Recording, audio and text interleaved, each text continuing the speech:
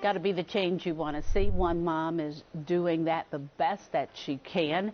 She is a podcaster, also an author. Laurie Hellmann is here, and her book. Let me show her book. I love the way I don't know what you cover that in, but I absolutely love the feeling of that.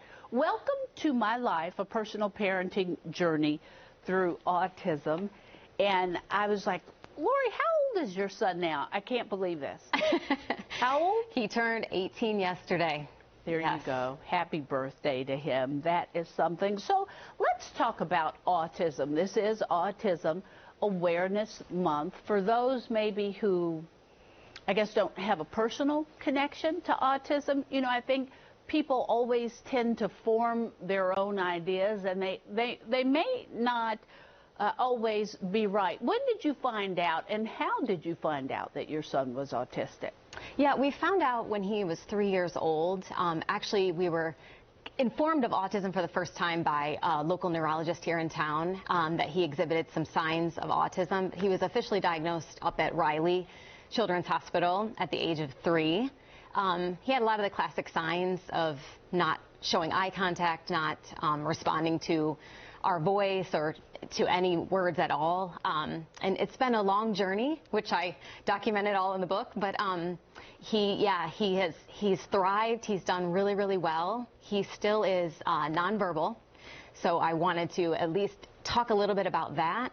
I think one of the common misperceptions about autism is that everybody that's autistic is like Rain Man. Unfortunately, that's a lot of times the only reference that people have to autism, that they're a savant of some kind. That is not the case in a lot of situations. Autism is a spectrum disorder, so there's varying needs, varying levels of support that's needed. So Skylar's more on the severe end. It's about as unique as the individual itself. I mean, nobody of anything is the exact same. So when you're talking about autism, you're talking about, I would think, and again, I don't have a lot of association with autism other than the groups that I volunteer with, but it's as specific and as special as that individual, I would think. Correct, yes. They're all unique. There are so many characteristics that are similar, but there are even more that are different with each individual that's diagnosed. And some people aren't diagnosed until later in life. So it's a challenge because you can't really put a finger on exactly anything specific with each person with autism. So when you heard the news your son is autistic, and probably in your mind as he was little and you got to that 3-year-old age, you knew something was up. What was going on in your heart and your head at that time?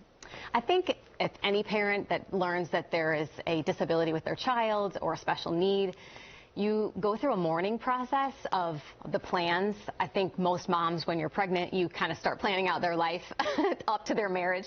And you have to kind of grieve those moments and do the best that you can to get your child as many therapies, treatments, expert opinions as possible. But the one thing that I always caution moms with young children that are newly diagnosed is to not lose sight of the moment, not be so focused on catching them up to their peers and, you know, hurrying them along to get to a timeline that we set, that they should be doing things by a certain age, and miss out on the special moments of each of their years.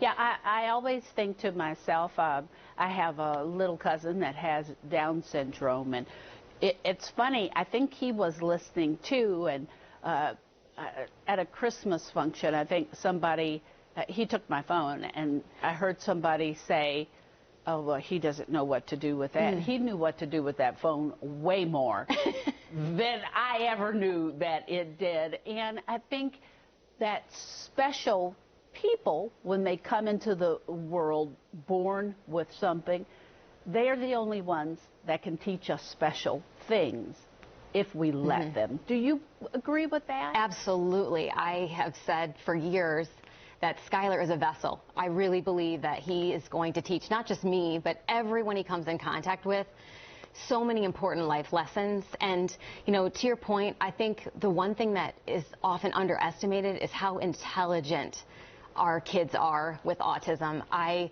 for years, underestimated Skylar, and I didn't realize all that he was taking in and all that he knows. We recently started a spelling to communicate program with him, and he is spelling comprehension questions to reading that is age appropriate about current events happening in our world today. And I didn't know that he was learning all of those things just by listening to you on TV. So it's remarkable what they are capable of. So you wrote this book, and you share everything from your joys to your worries to pictures of your son.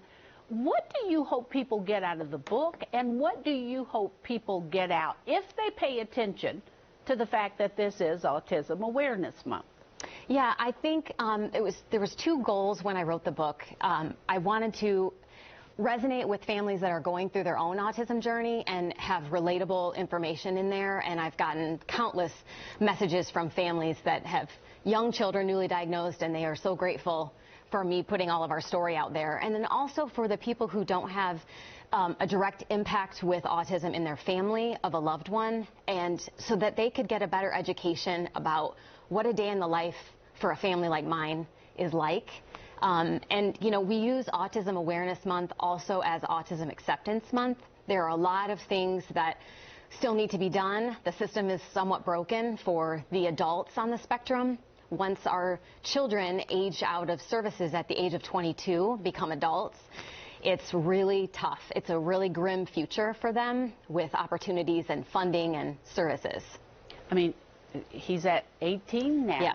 So our time is ticking. Your time is ticking. How can people, you know, once their children turn into adults, because I'm sure they still need guidance and help and services, what's your advice there? Yeah, I mean, I actually had a call this morning with the Bureau of Developmental Disabilities up in Indianapolis. I highly encourage people to do their research, reach out to me, reach out to other parents that have gone this journey before you, that have older kids.